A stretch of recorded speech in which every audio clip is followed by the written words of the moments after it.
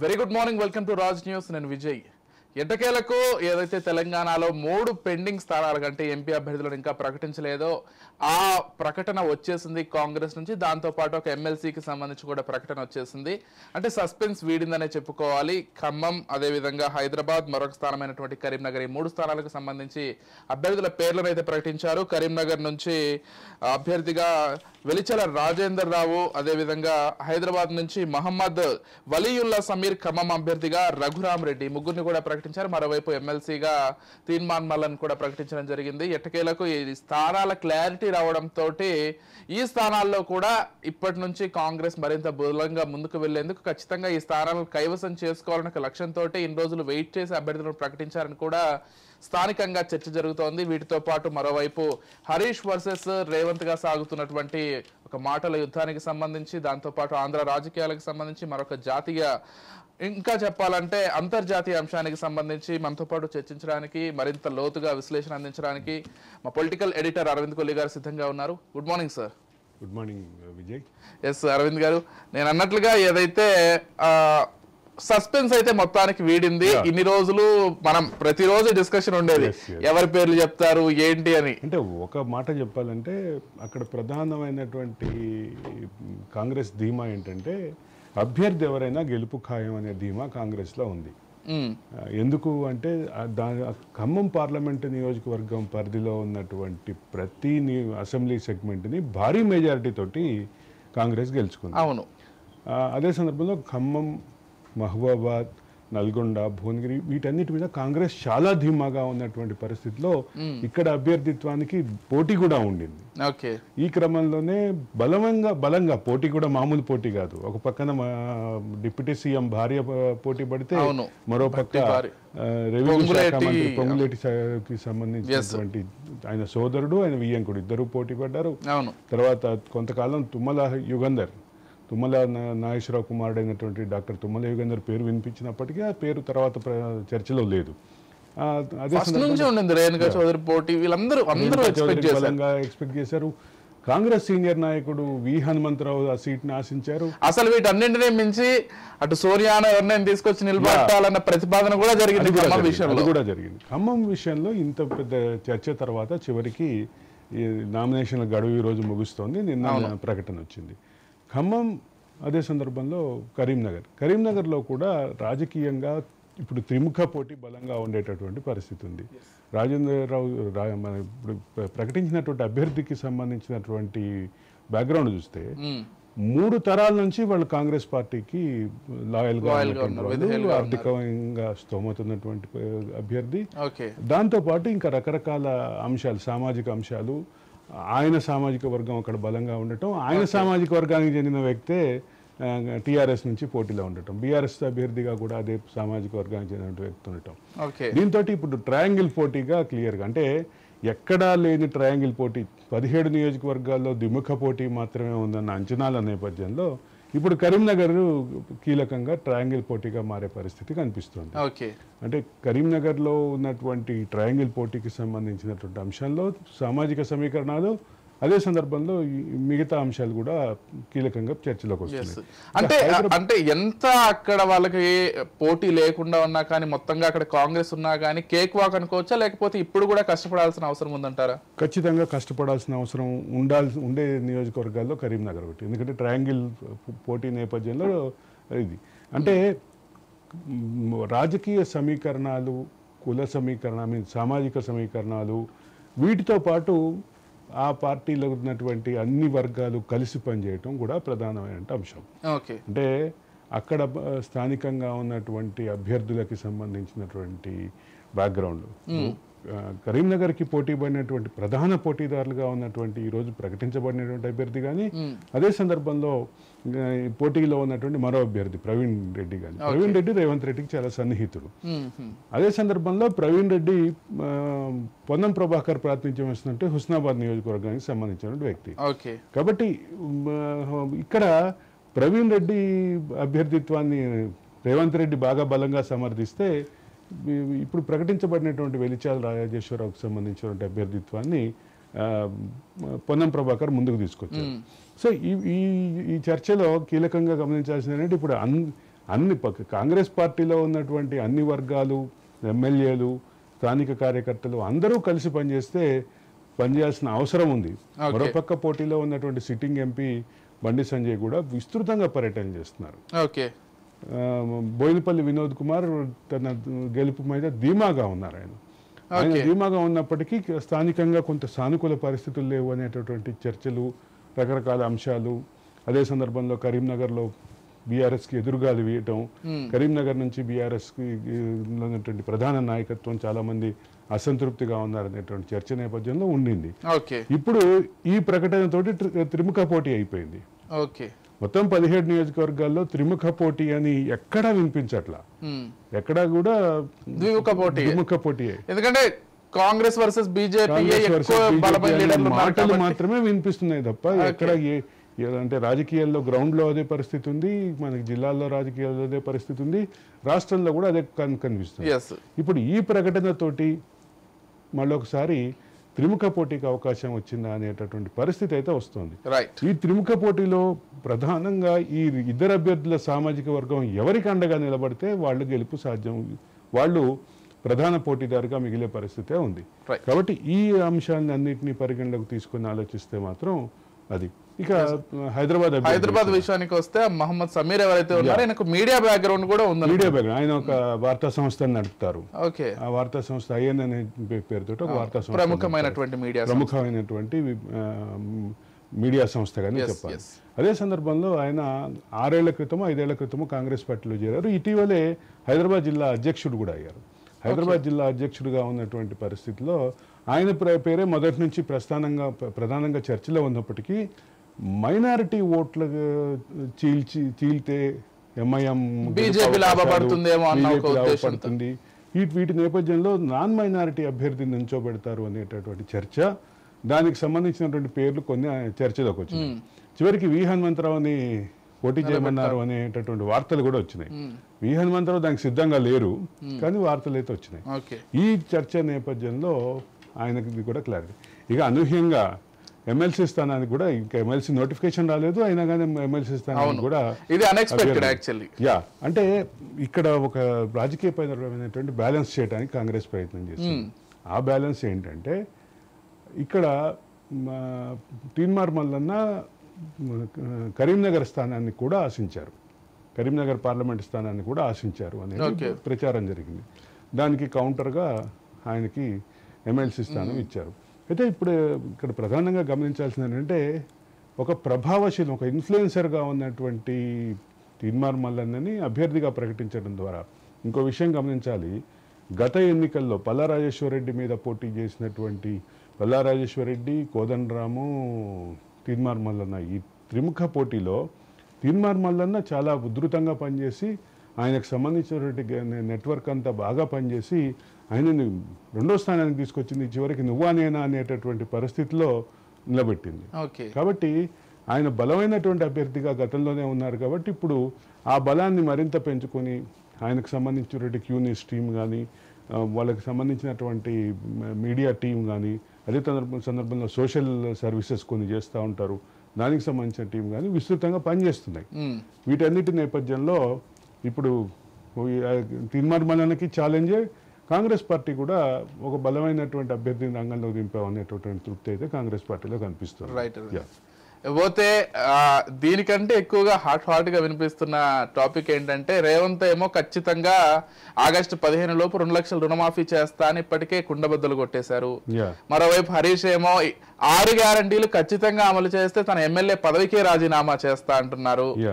ఏం జరుగుతోంది అంటే సవాళ్ళు, ప్రతి సవాళ్ళు, ఆ సవాళ్ళు కూడా రాజీనామాల వరకు వెళ్తున్నాయి. ఒక మాట క్లియర్ గా చెప్పాలి, తెలంగాణ రాజకీయాల్లో ఇద్దరు బలమైన నాయకుల మధ్య జరుగుతున్న ఈ మాటల యుద్ధం ఏదైతే ఉందో, ఇద్దరు గ్రౌండ్లో బలమైన నాయకులు, కాన్సెప్ట్ పరంగా బలమైన నాయకులు, మనోధైర్యం పరంగా బలమైన నాయకులు, మాటల పరంగా బలమైన నాయకులు, వీటన్నిటి నుంచి ఇద్దరు mass leaders, mass and class, ఇద్దరికి మాస్ ఫాలోయింగ్ ఉంది, క్లాస్ ఫాలోయింగ్.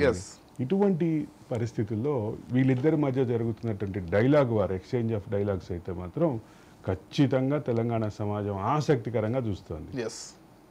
ఎందుకు ఏమిటి అంటే దీని నేపథ్యాన్ని అన్నిటిని చూస్తే ఒక పక్కన రేవంత్కి సంబంధించినటువంటి మాస్ ఫాలోయింగ్ ఎట్లుంటుందో మనం గత ఎన్నికల్లో చూసాం, తర్వాత ఇప్పుడు కూడా చూస్తున్నాం.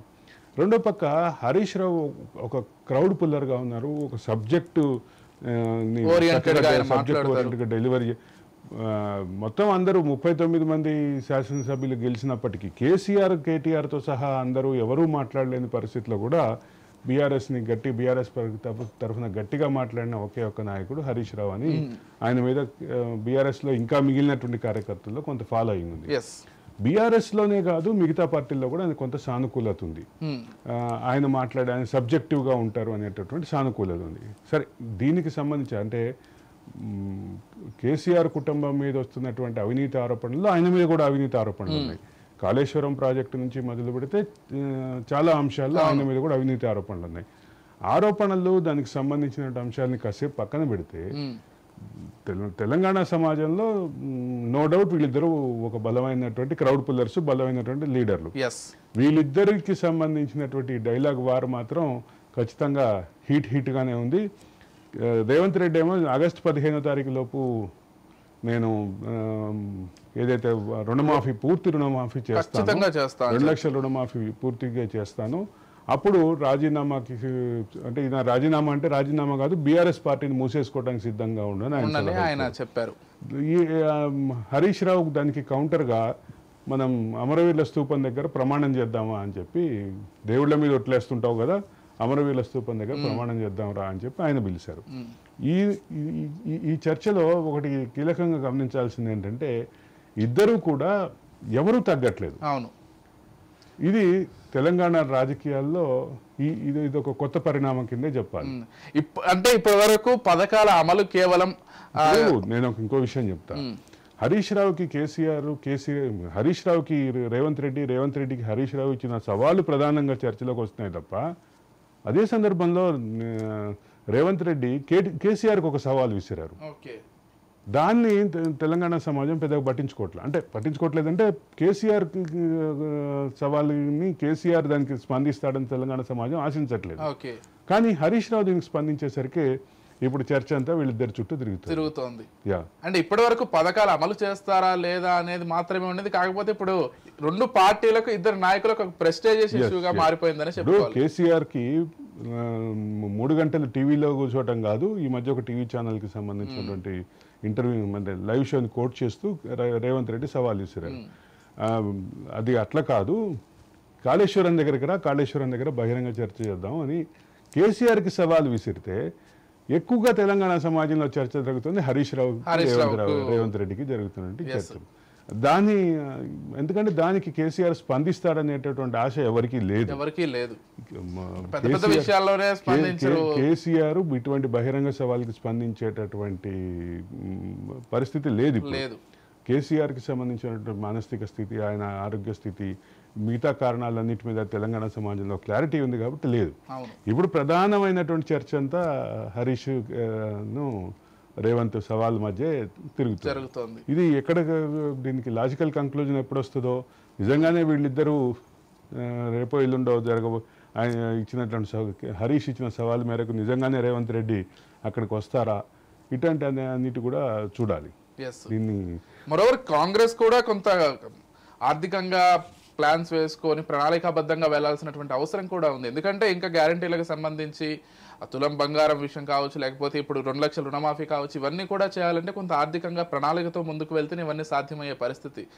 రేవంత్ రెడ్డి అయితే చాలా క్లారిటీగా అన్నింటినీ కూడా బ్యాలెన్సింగ్ గా చేసుకుంటూ ఆర్థిక నిపుణులతో మాట్లాడుతూనే ముందుకు వెళ్తున్నారు. అన్ని ఖచ్చితంగా అయ్యేలాగే ఆయన ప్లానింగ్ అయితే కనిపిస్తోంది మనకి ఇప్పటి వరకు. అంటే ఒకటి మాత్రం క్లియర్ ఏంటంటే రేవంత్ రెడ్డి, నేను గత 2-3 రోజులుగా మనం మాట్లాడుతున్న సబ్జెక్ట్ అయినప్పటికీ నిజంగానే రుణమాఫీని మొత్తాన్ని ఒక ప్రభుత్వ ఖాతాకి మార్చి ఆ ప్రభుత్వ ఖాతాకి కొంత ఎస్క్రోని అంటే రెవెన్యూకి సంబంధించిన అంశాన్ని జోడించి ఈ మొత్తాన్ని ఎస్క్రోని తనఖా పెట్టి నిజంగానే లోన్ తీసుకుని ఈ లోన్ మొత్తాన్ని ఏకకాలంలో రుణమాఫీ చేస్తే మాత్రం దేశంలో ఇది ఒక సంచలనం అవుతుంది.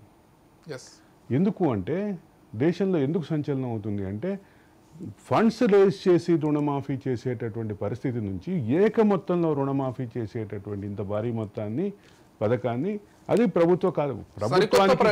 ప్రభుత్వానికి వెంటనే ఒక 32 కోట్లో 36 కోట్లో లోన్ ఇచ్చేటటువంటి పరిస్థితి బ్యాంకులు, దానికి సంబంధించినటువంటి రెవెన్యూ, అంటే ఆదాయాన్ని చూపిస్తే తప్ప బ్యాంకులు రుణం ఇవ్వాలి. ప్రభుత్వానికైనా, వ్యక్తికైనా, సంస్థకైనా, వ్యాపార సంస్థకైనా అది మామూలే. కానీ ఎస్క్రోని తనఖా పెట్టి తీసుకునేటటువంటి రుణం తీసుకునేటువంటి పరిస్థితి నిజంగానే ఉంటే, నిజంగానే ఇది చేస్తే మాత్రం ఇది దేశంలోనే ఒక సంచలనం అవుతుంది.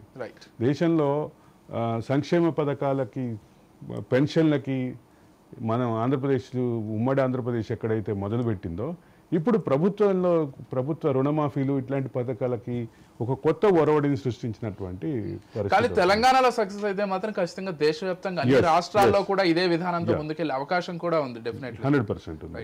100%. అంటే ప్రభుత్వానికి రెవెన్యూ వచ్చేటటువంటి ఒక శాఖనో, 2 శాఖనో, 3 శాఖనో, లేదా కొన్ని శాఖల్లో కొన్ని భాగాలను తనఖా చేసి, అంటే దాన్ని ఎస్క్రోని తనఖా పెట్టి తీసేటటువంటి పరిస్థితి.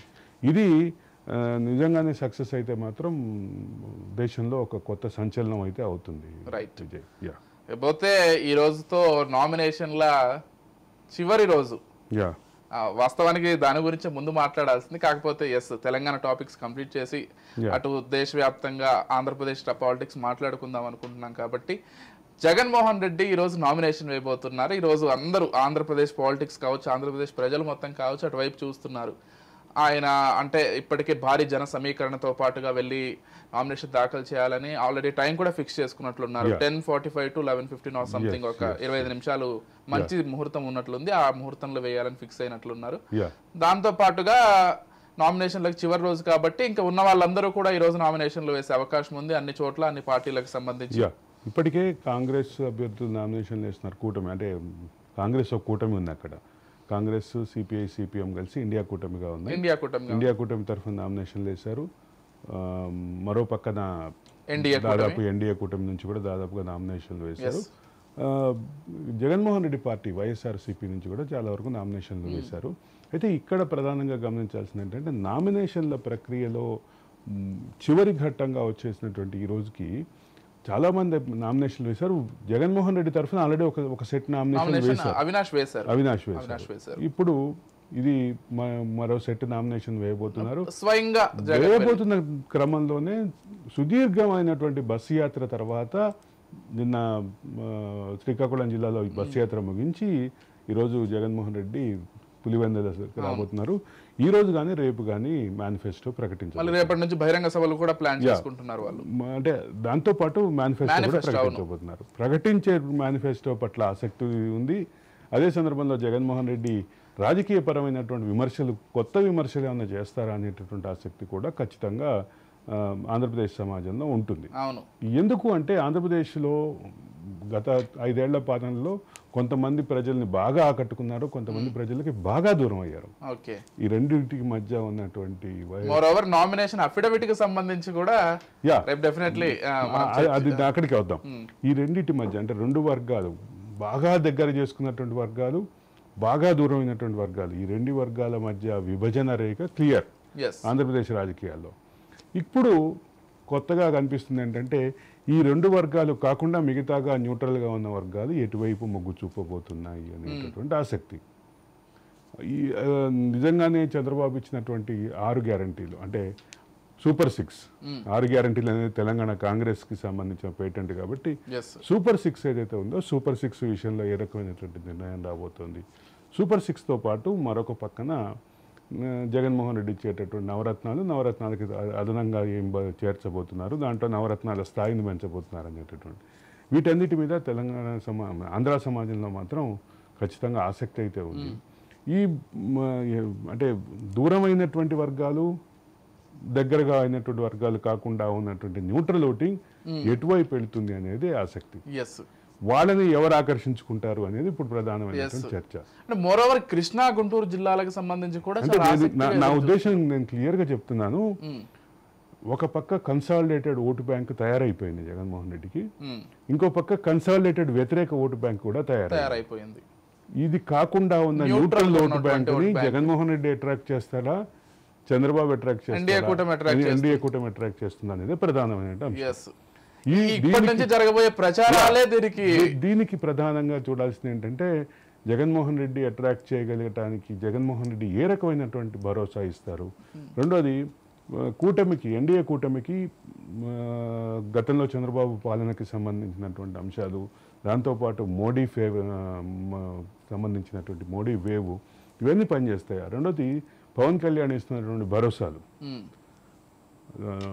ఎన్డీఏ కుటుంబ తరఫున నేను హామీ ఇస్తున్నా, నేను అండగా ఉంటా, నేను అనేటటువంటి భరోసా ఎంతవరకు ఆంధ్రప్రదేశ్ ప్రజానీకం తీసుకుంటారో కూడా చూడాలి. రైట్. ఇకపోతే దేశంలో కాకుండా నాకు తెలిసి అంతర్జాతీయంగా కూడా ఈరోజు ప్రధానంగా ఒక అంశం చర్చకు వస్తోంది. అయితే శ్యామ్ పిట్రోడా ఉన్నారు, అంటే ఓవర్సీస్ కాంగ్రెస్ కి అధ్యక్షుడిగా ఉన్నటువంటి శ్యామ్ పిట్రోడా చేసిన వ్యాఖ్యలు, అమెరికాలో ఏదైతే ఇప్పటికే వారసత్వ పన్ను విధానం ఉందో 45%, ఒక వ్యక్తి చనిపోయిన తర్వాత 40% వాళ్ళ వారసులకి, 50% గవర్నమెంట్కి వెళ్లేలాగా ఒక విధానం ఉందో, ఆ విధానాన్ని ఇండియాలో అమలు పరచాలని ఒక కొత్త వ్యాఖ్య చేశారు. ఒక్కసారిగా దీనిపైన బీజేపీ బగ్గుమంటోంది, దేశవ్యాప్తంగా కూడా నిరసనలు తెలుపుతున్నారు. ఏం జరుగుతోంది అసలు? అంటే ఇక్కడ ఒక ప్రధానమైన అంశం గమనించాలి. శ్యామ్ పిట్రోడాకి సంబంధించినటువంటి గతం చూస్తే భారతదేశంలో టెక్నాలజీ పితామహుడుగా చెప్తారు శ్యామ్ పిట్రోడాని. 20వ శతాబ్దంలోకి వెళ్దాం, 21వ శతాబ్దం వైపు ఆలోచిద్దామని మొదట పిలిపించినటువంటి టెక్నాలజికల్ అంటే రివల్యూషనిస్ట్ శ్యామ్ పిట్రోడా. శ్యామ్ పిట్రోడా లేకపోతే రాజీవ్ గాంధీ ఐటీ రివల్యూషన్ లేదు, ఐటీ రివల్యూషన్ లేకపోతే ఈరోజు భారతదేశంలో జరుగుతున్నటువంటి ఐటీ డెవలప్మెంట్ లేదు. శ్యామ్ పిట్రోడా ఒక అంటే ముందు చూపు కలిగినటువంటి ఆర్థికవేత్త, ముందు చూపు కలిగినటువంటి ఎంటర్ప్రెనర్, ముందు చూపు కలిగినటువంటి టెక్నాలజికల్ పర్సన్. ఆయన నోటి నుంచి వచ్చినటువంటి మాట కొంచెం ఇబ్బందికరమైనటువంటి అంశం అయినప్పటికీ ఆయన ఈ సమయంలో మాట్లాడాల్సింది కాదు. దాన్ని బీజేపీ బాగా వాడుకోవడానికి ప్రయత్నం చేస్తుంది. ఇక్కడ ఒక క్లియర్గా చెప్పాల్సినటువంటి అంశం ఏంటంటే, శ్యామ్ పిట్రోడాకి సంబంధించినటువంటి గతం చూస్తే కంప్యూటర్ విప్లవం రాబోతుంది, ఐటీ రివల్యూషన్ రాబోతుంది అని భారతదేశంలో మొదట కనిపెట్టిన వాడిగా చెప్తారు శ్యామ్ పిట్రోడాని. అదే సందర్భంలో అనేక రివల్యూషనరీ డెసిషన్స్కి, ఐటీ రివల్యూషన్కి సంబంధించిన రివల్యూషనరీ డెసిషన్స్కి ఆయన కారకుడు. ఐటీ విప్లవం రావడానికి రాజీవ్ గాంధీ కారణం అని మనం ఏదైతే భావిస్తామో, రాజీవ్ గాంధీ వెనుకున్నటువంటి వాడు శ్యామ్ పిట్రోడా. అటువంటి వాడు ఈ సందర్భంగా ఈ వ్యాఖ్యలు మాట్లాడకుండా ఉండాల్సింది. ఈ వ్యాఖ్యలకు సంబంధించిన అంశంలో నిజంగానే ఏదైతే అమెరికాలో ఉన్నటువంటి ఆ సిస్టమ్ ఎంతవరకు కరెక్టు, ఎంతవరకు దాని ఎఫిషియన్సీ, దానికి సంబంధించినటువంటి ఏదైతే ప్రోటోకాల్స్ ఉన్నాయో, దానికి సంబంధించిన పద్ధతులు ఉన్నాయో, అమలు పద్ధతులు ఉన్నాయో, వాటి మీద విచారణ జరిపి అది భారతదేశానికి అప్లై అవుతుందా కాదా అనే పరిశీలించాలి అనేటటువంటిది శ్యామ్ పిట్రోడా అభిప్రాయంగా ఆయన వివరణ ఇచ్చారు. అయితే ఇప్పుడు ఎలక్షన్స్ టైంలో, ఎలక్షన్స్ ఇంత ఈ హీట్ మూమెంట్లో అసలు ఆ రకమైనటువంటి అవకాశమే లేదు. ఇప్పుడు ఎలక్షన్స్ టైంలో మా ప్రత్యర్థి పార్టీ నుంచి వచ్చిన ప్రతి మాటని వాడుకోవాలని ఇటువైపు ఉన్న పార్టీలు చూస్తాయి. ఇటువైపు ఉన్న పార్టీలు ఏదైనా అట్లాంటి మాట మాట్లాడితే దాన్ని వాడుకోవాలని చూస్తారు. ఈ ఎలక్షన్ రాజకీయం టైంలో అటువంటి ఒక సంస్కరణకు సంబంధించిన చర్చని రేపటం సరైనటువంటి సమయం కాదు. Whether it is wrong or right, నేను ఆ చర్చలోకి వెళ్ళట్లేదు. ఆ చర్చకు సంబంధించి నాకు క్లారిటీ కూడా లేదు. నిజంగానే ఇన్హరెంట్ ట్యాక్స్ అనేటటువంటి ప్రొవిజన్ అమెరికాలో దానికి సంబంధించినటువంటి పరిస్థితి ఏంటి, ఇది నా దృష్టిలో అయితే లేదు. కానీ ఇన్హరెంట్ ట్యాక్స్ మూలంగా జరిగేటటువంటి పరిణామాలు, వీటన్నిటి మీద చర్చ జరగాలన్న శ్యామ్ పిట్రోడా అది భారతదేశానికి అప్లై చేయడానికి ఉన్నటువంటి అవకాశాలని పరిశీలించాలన్న శ్యామ్ పిట్రోడా అభిప్రాయంతో కూడా నేను ఏకీభవించట్లేదు. ఎందుకు అంటే దాని మీద నాకు అవగాహన లేదు. ఇది నాకు నాకే అవగాహన రావాలంటే నేను దాన్ని స్టడీ చేయాలి. స్టడీయే చేయాలన్నది శ్యామ్ పిట్రోడా ఆలోచన. ఆయన వివరణ చాలా క్లియర్ గా ఇచ్చారు. శ్యామ్ పిట్రోడా డెఫినెట్ గా ఒక విషయం మాత్రం హైలైట్ అవుతుంది.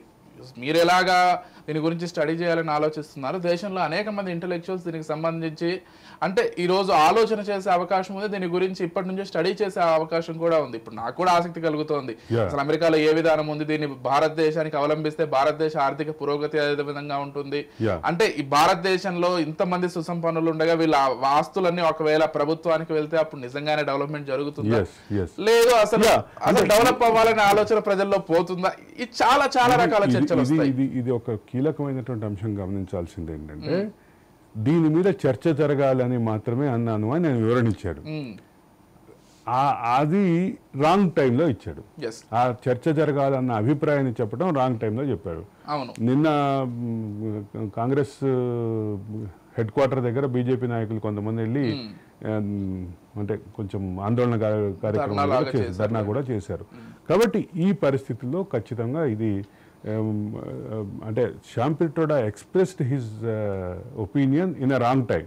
ఓకే, అంటే మళ్ళా క్లారిటీగా మాట్లాడుకోవాలంటే ఆ విషయంలో ఎవరికీ అవగాహన లేదు.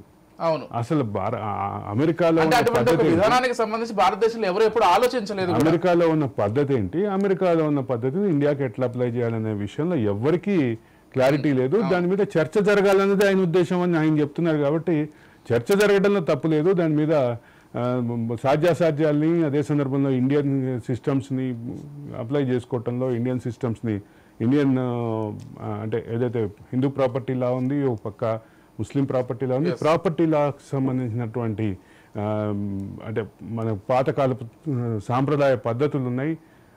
అంటే తెలంగాణలో అయితే పారికత్తులు అంటారు. మన అంటే ఆంధ్రప్రదేశ్లో కొన్ని ప్రాంతాల్లోనేమో దాన్ని అంటే పంపకాలు అంటారు. ఇటువంటివి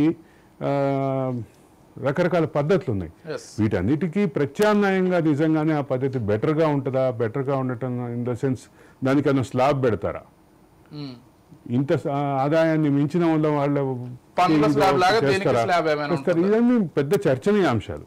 కానీ ఇక్కడ అసలు ఒక ప్రధానమైన అంశం ఏంటంటే శ్యామ్ పిట్రోడా నాక్ the door in a wrong time. అది క్లియర్గా చెప్పాల్సిన పని అయితే ఉంది. రైట్ అరవింద్, థ్యాంక్ యూ అండి, థ్యాంక్ యూ సో మచ్. అన్ని విషయాలకు సంబంధించి చక్కటి విశ్లేషణ కార్యక్రమాన్ని అయితే అందించారు. రైట్, చూద్దాం. మొత్తంగా ఇప్పటికైతే హరీష్ వర్సెస్ రేవంత్ గా అయితే తెలంగాణ రాజకీయం ఒక్కసారిగా ఒక కొత్త మలుపు తీసుకుందని చెప్పుకోవాలి. 6 గ్యారంటీలు కనుక అమలు చేయలేకపోతే ఖచ్చితంగా రేవంత్ సర్కారు ఆ దిశగా అన్ని ప్రయత్నాలు చేస్తుంది, అమలు చేసి తీరుతుందని చెప్తుంది కాంగ్రెస్ ప్రభుత్వం. ఒకవేళ అమలు చేస్తే కనుక తాను రాజీనామా చేస్తానని హరీష్ చెప్తున్నారు. చూడాలి మరి దీనికి సంబంధించి. మరోవైపు అన్ని ఎంపీ అభ్యర్థుల స్థానాలకు సంబంధించి ఒక క్లారిటీ కూడా వచ్చేసింది. మరోవైపు ఆంధ్రప్రదేశ్లో కూడా ఈరోజు జగన్మోహన్ రెడ్డి స్వయంగా నామినేషన్ వేయబోతున్నారు. రేపు లేదా ఎల్లుండిలో ఆయన మేనిఫెస్టో కూడా ఇవ్వబోతున్నారు. మేనిఫెస్టోకి సంబంధించి ఈరోజు ప్రధానంగా ఆంధ్రప్రదేశ్ వ్యాప్తంగా కూడా ఒక చర్చ జరుగుతుంది. కాబట్టి మేనిఫెస్టోలో ఏం పొందుపరుస్తారనే అంశం కూడా హైలైట్ గా నిలవబోతోంది. ఇది వాళ్ళ special discussion. Keep watching Raj news.